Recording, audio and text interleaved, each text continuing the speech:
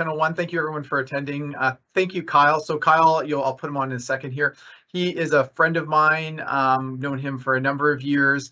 One of the hardest working individuals I know. He's always got something on the go.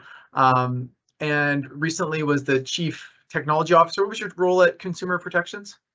I was a director of business systems and solutions, so overseeing a lot of the things that they do there.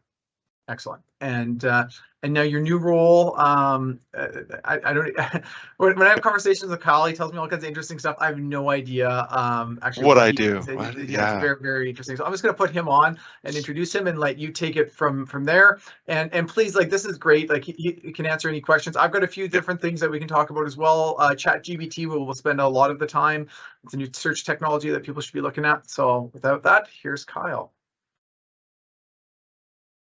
Wonderful. Right, Kyle, thank you, everyone. Awesome. All right. So to kind of expand on where I'm at right now, I work over at JEA. So we make pension systems. So all the way from federal government, we've got clients all over Canada and the United States. I'm the director of infrastructure and security. So we oversee how the systems run, how they're put together, and make sure that we're keeping a very close eye on what's happening with data in the system and where it goes outside of the system. So Travis asked me to pop in and talk about ChatGPT. It's again a very big topic right now, and also to bring up a few other interesting things. So please ask some questions, drop some things into the chat if you're curious on anything technology. I'm versed in a lot of different areas. So some of my background, I love to travel, I love to go outside, and there is a path that we walk on as we kind of explore technologies. There is a foundation that we have come from, and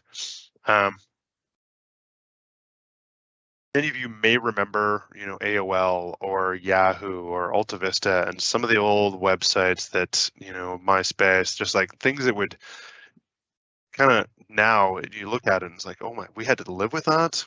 And we were at the point where, we didn't really know what was going on. A whole bunch of confusion happening. And that's if you remember, how I take a selfie, actually. Yeah. So, yeah. If you remember doing a search, a couple of decades ago, it would take hours. You'd have to sift through websites. You'd go through one link, you'd go through the next link. And it was just a listing of different sites. So you would go through and you would try to sift through all that to do your research. Then along came Google. And with Google, it used the PageRank algorithm to say, hey, this is the most relevant bit of information, and we're going to put that first. And they even have the I'm feeling lucky button. So with that, you were able to just take the first guess, the first thing that came back, and it was usually right and usually able to provide a lot of those pieces. So that was a major shift in the way that we did things. So now we have ChatGPT, and I think it's very similar to a major shift in the way that we can do things. So Google was able to bring back sites and find the most relevant site for a bit of information and possibly get you to the right page, right bit of information. ChatGPT is able to bring back the answer to the question that you have in a different way. So there are some significant issues, and it is definitely where we're going to talk about some of the controversy and some of the challenges that it has had. It is built on foundations. So OpenAI organization is, again, licensed to Microsoft primarily. There's a lot of different organizations in there. It's not a new thing, but they have a base called GPT-3 that came out probably about 5 years ago. And the most recent bit of data in there is from 2021. So any of the data that's in ChatGPT is from 2021. Now, I don't see the chat, but I encourage you to ask a question, and I'll be able to pop that into ChatGPT later and see what we come up with. A little bit of background on ChatGPT. A bunch of people came together. Elon Musk, Tesla was one of them. And they said, this technology is so powerful that we don't think, we just don't think other people should just, be able to use it. And so we're going to make it open, and so everyone can see what's going on. And so that was great. And then eventually they go, someone figured out, hey, we can make a lot of money about this. And so they changed their tune and said, like, oh, it's so powerful, we should actually, not let everyone see. And now they've got a multi-billion-dollar business. So I'm not sure what happened with the openness of OpenAI. Exactly. That's kind of what happened, it's up for license right now. Even with ChatGPT, you can purchase an extra plus plan for $20 a month. That means it's always on for you, and you don't get it doesn't shut down. The thing that they did on top of GPT-3 was allow the conversational piece. So it stores the questions you've asked, and it will expand and keep the context of those questions, so it becomes far more relevant.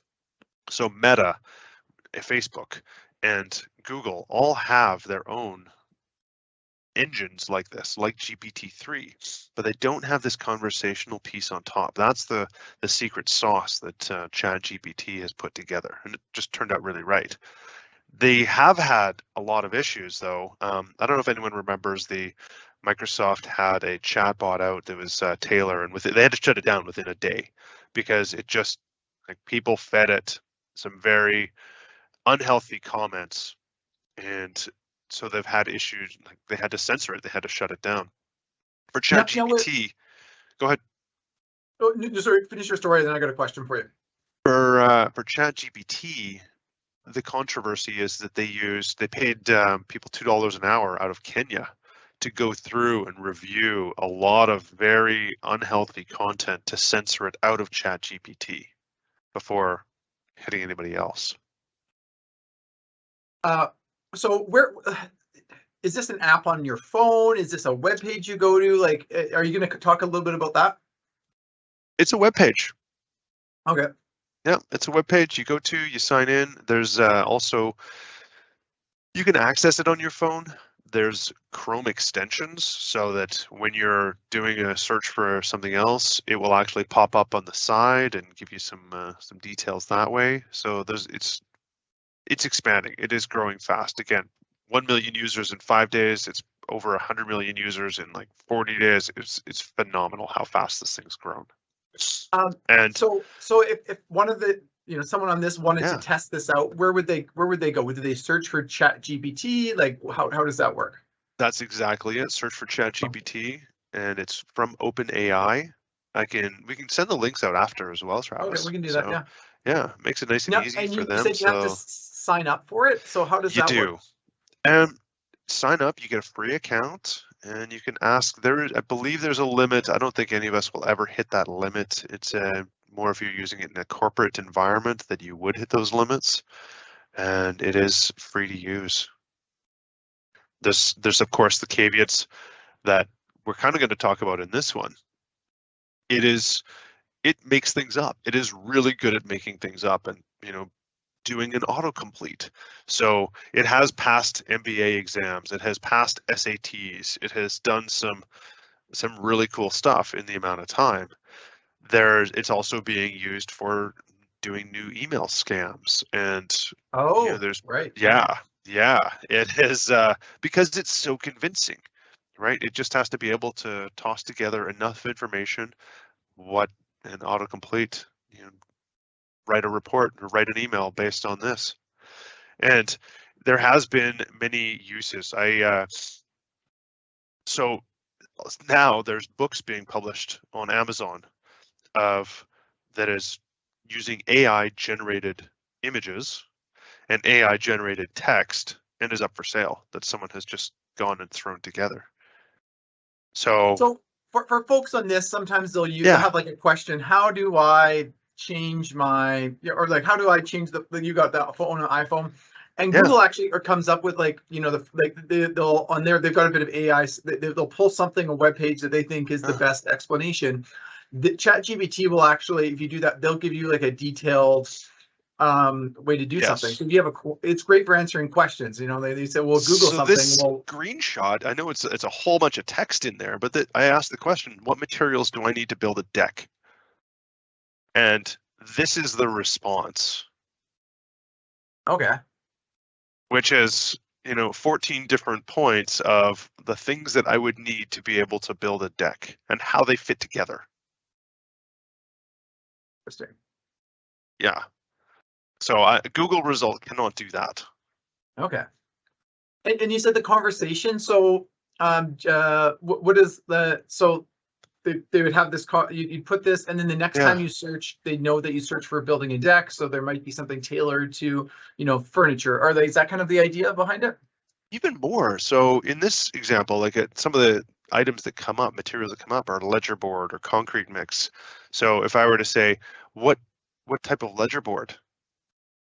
It would say, oh, for building this deck, depending on this, this is what you need. And so it would build out a full summary based on that question in the context of deck materials.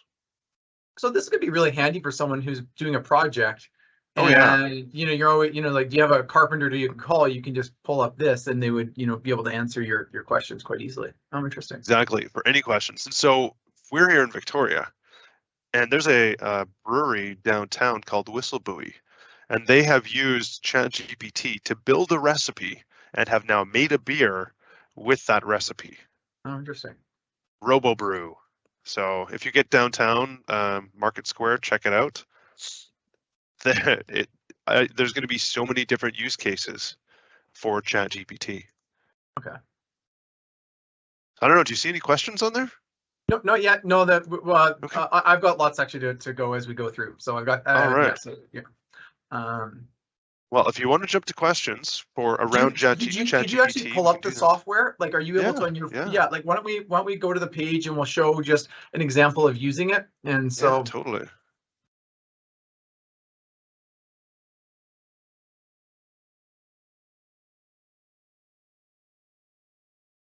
Just signing in, and I will share that. Okay, and I'll give a bit of my understanding is it's taking information from all kinds of websites over the internet, and then it's prioritizing what they think is the best answer. Is kind of, and it's getting smarter as it kind of goes through each. You got it. Yeah. All right. I'm not sure if anyone's seen the movie The Terminator. Okay. This starts to remind me of, we're going to need Arnold Schwarzenegger to, destroy the AI technology at some point. So that's a really interesting one. So there's a lot of organizations that are trying to work against that. What I also see is that there may be atrophy of skills. So now everyone's going to go to this. Oh, how do I do this? How do I do this? And we're not going to do the same research. We're not going to have the same learning. We're not going to have the same writing skills because we're just getting it tossed together based on some idea. So some of that stuff is going to change. And that's a good point. I I have a few writers and teachers as clients, and so maybe my grammar isn't the best, and there'd be grammar and spelling errors, even though we've double checked it and whatever. And so I actually purchased Grammarly, which is an AI type of thing that goes through, and ideally my social media posts, and if anyone here's following me, please do on Instagram, LinkedIn, or Facebook. I've got posts that I'm posting kind of regularly. Appreciate you following me. And now I'm starting to get a check in. It's like, oh yeah, there is quite a few spelling errors. And so this would be a similar, that would be a similar program to something like this that's using, computer based. Okay, so we're at the ChatGPT page, and it's got it. And this is basically what people would see if they went there. Exactly.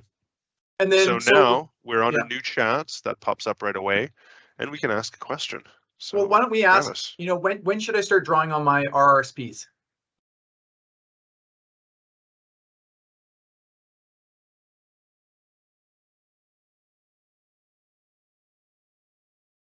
When should I draw on my RRSPs? And here's and this is unscripted. We are. Okay, so just coming up. Yeah. Before retirement, here are some circumstances during a financial emergency. There's sorts of funds. Yep, absolutely. If you're buying a home, that's the home buyer's plan, and that information is correct. You can say like how much you put it back in. Turning Yeah, school, that's the lifelong learning plan. got Okay. it. This is a really good one. If you're in a lower tax bracket, and that's something that I work with a lot of clients on is, hey, we're in a lower tax bracket, we should take it out. Even though you may not need the funds, let's take it out at a low tax bracket. RSP can have significant long-term, yeah, they can. And so, okay, so it gives you some decent answers there to kind of get started. And, people can, if they have some basic questions, that it answers. So, okay, interesting. Yeah, and How about this go ahead.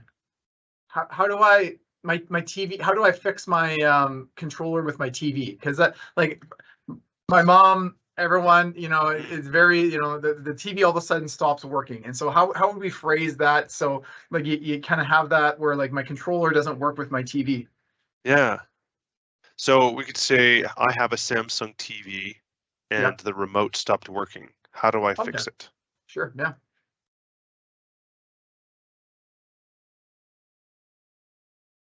Yeah. And I have a question that just got emailed in, and so I'll ask that in 1 second. And this is a question for Kyle, not for a ChatGPT.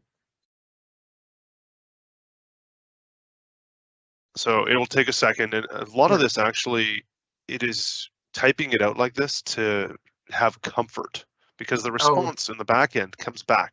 Like, it's got the response. It's the front end that's just giving the delay. so it's not two. Okay. Yeah, So it's not. it's the No, it's batteries. fast. It is. Yeah. It is very fast. It is the front, like it's the web page that's making it seem like it's a conversation. For me, one of the things I think oftentimes is like the input. You have like, you've got your cable, and then people oftentimes just have the wrong input. And so that would be something that, now while you're asking this is a question for Kyle. Question is, hey, how does a person protect themselves from scams that originate with WChat? We already get 2 to 3 scam emails, text messages, phone calls a day. So what are some things people can do to protect themselves? That's a if you're unable to block, sometimes you may be on a list that is just consistent. You're going to be getting them a lot. There is, the for cell, there's the do not call piece, which is kind of may or may not work. Well, for the cell, Yeah. the calling piece, you can go to TELUS or any of these, and it's Yep. I can't remember what the exact name, but it's a blocker where basically the first time a number calls you, there's a Call random filtering. number that comes up, and you have to press it, and that just Yeah. basically, people who've had that have said they've just eliminated scam phone calls. Exactly. Well, everyone has a cell phone now, and I regularly once a week get a text that says, "Hey, All the time. hi, Terry. Hi, Janice." And what they're trying to do is engage you to go back. "Oh, hi, this isn't Terry." It's like, "Oh, you seem like a nice person. Let's talk." And they kind of get you There, it going, and opens then the door. eventually, and then that's what happens. So, but for the email piece, I guess that's kind of tough to, like, once you're on the list, it's almost like you got to change your email every couple of years and just let everyone know. You can actually report. Often you can report it as spam, and so that kind of trains the anti-spam engines to Oh, know what it is, right? right. So if you get it over text, then forward the message to spam Okay. 7726, Whoa, whoa, and whoa, that go, will, stop this. I didn't even know about yeah, this. So what yeah. is, so what's the what's the number? Forward the message to spam. Okay. Literally, like So, you type that in, and so I think that is 7726. So if I was to okay. take this message from you earlier, I'd be able Oh, to, please don't put me on go your spam more and list. Yeah, you're right. Yeah. yeah, yeah, exactly. And so that would report it to your cell provider, and they would be able to go through anyone who has received that message or kind of match that message and pull it back, make sure that that doesn't come through again, block Oh, the number that was interesting. being Oh, sent. okay. Yeah, This is great. I didn't know about that, and so that that's is why we're something having I'm going this to be doing. Yeah, chat. excellent. Thank you, Kyle. Thank you. Okay. Yeah. And Let's that's just see if we have probably any other. similar on the different chat services. There's so many different ways of communicating now. Okay. Yeah. Yeah. Uh, With any time you're looking at a scam, anytime you're having a conversation like this, you want to be able to always step back and question. So one of the slides I was going to bring up later was around it's called a grandparent scam, where you get the call, "Oh, your grandchild stranded somewhere, needs money, needs it now. So you've got urgency, you've got some familiarity, and they're often have information on you, on your grandchild that they pull from social media. So this person may actually be traveling and you might not be able to reach that person, but it's a scam. A good way to protect yourself too is in your social media, shut it down so that only friends can see what you have. Like my business page, I've opened it up to everyone because I want, business, but my You need personal it, it's is pretty business. shut. My personal one's shut down quite a bit. Yeah. Let's And go through also next. letting someone know that you're traveling, not always a good idea in Or social you can media. get your house get broken into too, Oh, right? totally. Yeah. Let's go through the other slides just because I've got some stuff at the end that I'll cover too. Perfect. All right, I'm going to jump back to this. You. And you should be able to see, we should be back on the GPT uses now. Yeah. All right, so now we're going to talk on some of the different technology tips and things to look at. So I remember, what is the cloud? Like I've had people ask, what is this? And there's been such a big push over recent years that everyone's moving to cloud, things are moving to cloud. It's someone else's server. It just lives in a different place in a data center that, vendors are pushing for move to cloud because it makes them more money. And for, you have a program, you had Solitaire on your desktop, years ago, and now that's stored, on a Microsoft server. It's stored somewhere else, right? And so that's the cloud. Exactly. I get questions all the time about data, like where's data being stored? And then oftentimes vendors will come back and say it's in the cloud, and then I'll have to ask, is that a US cloud or a Canadian cloud? And then they'll say, well, I think the cloud's actually living in the US. So it just because it's in the cloud, it probably means it's not in. There's a lot of stuff you need in Canada. There's a good chance. I've spent a lot of time working with the BC government on understanding the privacy laws here in BC. And BC has some of the strictest privacy laws in Canada and North America, to be honest. So data that is created in BC and data that is managed by public organizations in BC is required to have data residency in Canada. Recently there was an amendment that allows for data to transit into other jurisdictions, but it must be at rest in Canada.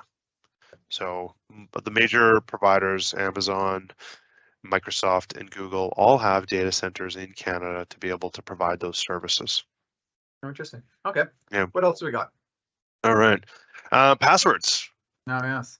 Yeah, it's a fun one. So everyone knows that you've got to make a super complex random password that no one can remember, and that's a lie.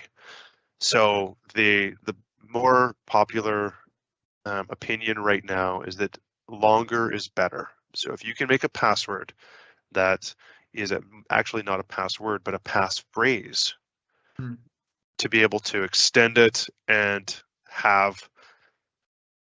it makes it harder for a computer to be able to try to break it.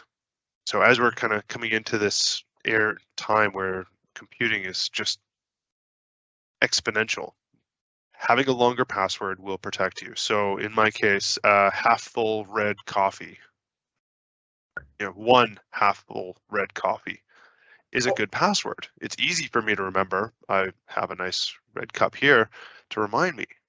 That is so much harder for a computer to break. Then like my dog's name, like Halo 001 exclamation mark, like the 001 or the doesn't make a one difference. That one exclamation mark, the computer knows that a lot of people use the exclamation mark for whatever reason. So try using the @ sign, the up sign, something like that. But that exclamation sign is a very common one for passwords. I can even predict what the most popular password is right now. Oh, what's that? Winter 2023 exclamation. Is that right? That is right, because it is winter 2023, and you need a symbol.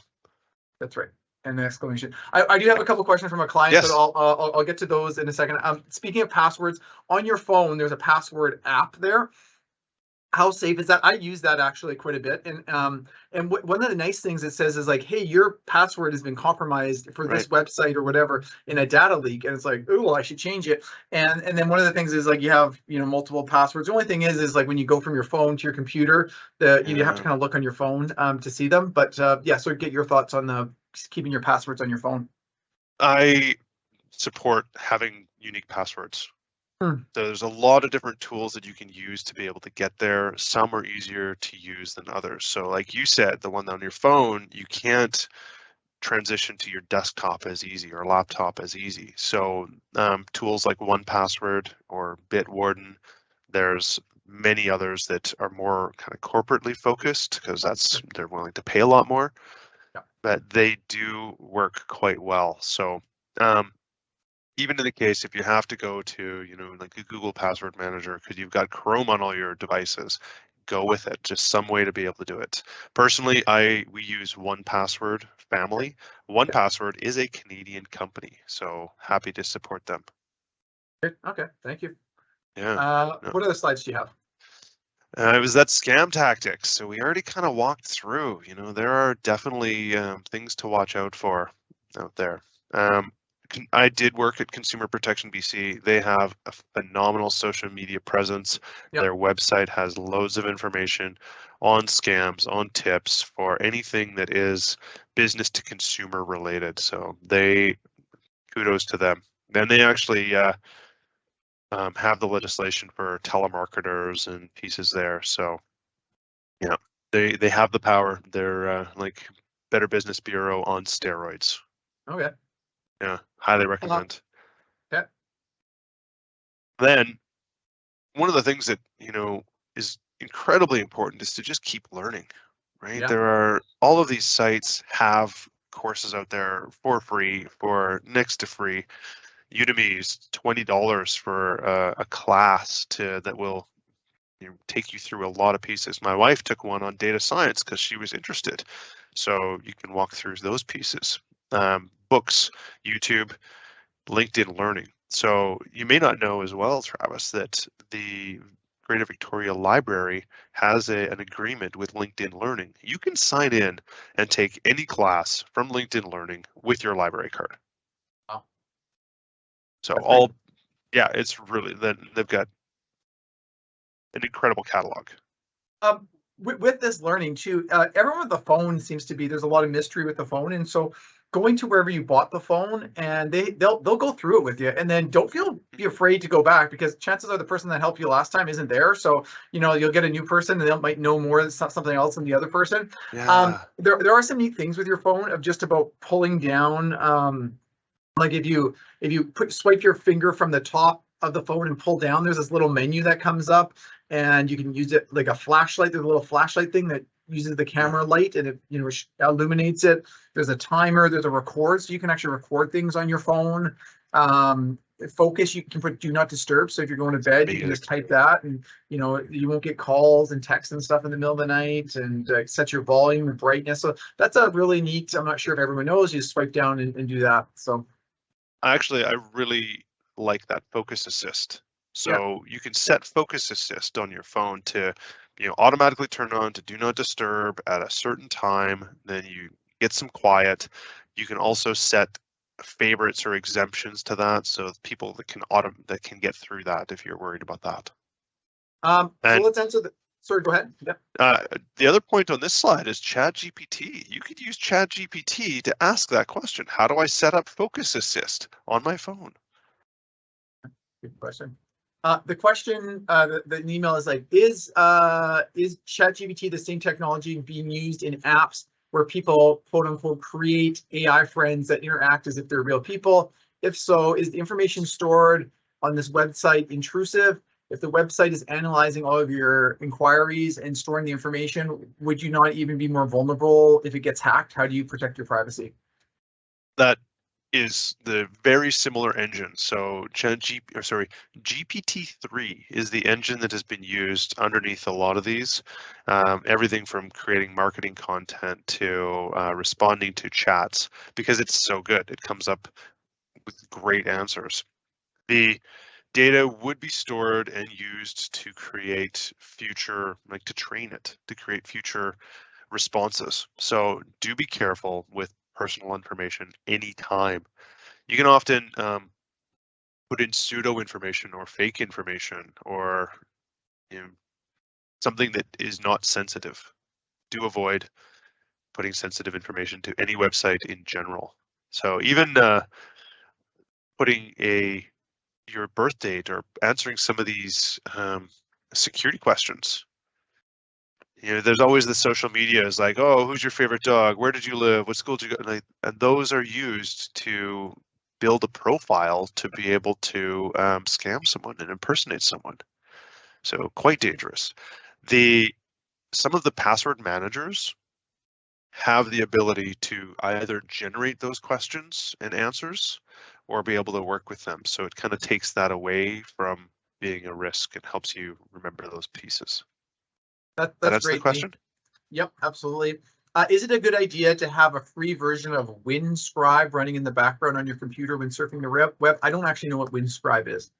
No, I'm not sure. That's an interesting one. I can research that a little bit. Okay, sounds good. Yep, get back to that. Yeah. And then the last one is I use a Mac. Would you recommend running Malwarebytes, a free version specifically so often, or some other virus software? Absolutely. It is always good to do that. On any computer, you're gonna have like a base level of protection. So Mac, Windows, and Linux, they all have some of their own systems to be able to protect themselves. Having a third-party piece on top of it does a lot more. So Malwarebytes is kind of geared more to some of the consumer level pieces. It's still a good product. I've used it in the past. Not endorsing anything, but it does do the job. And running it once in a while is good. Having something that does a real-time protection, that's what you really want to have, and especially in the corporate world or where you've got sensitive information. Like if you've got sensitive information on your system that you don't want to have, it's worth the money to protect that information. A lot of times insurance won't cover pieces where you could have had something or you knowingly are putting yourself in a place of compromise. That's all the questions we had. We are up at the half an hour mark, so I did want to thank Kyle. Please email me any questions too afterwards if you have them. I can send them on. Kyle is a great resource, and he's always bringing me new and interesting stuff. And I just learned something today about forwarding to spam. Thanks everyone for attending. Hope you have a great day. Thank you very much, Travis.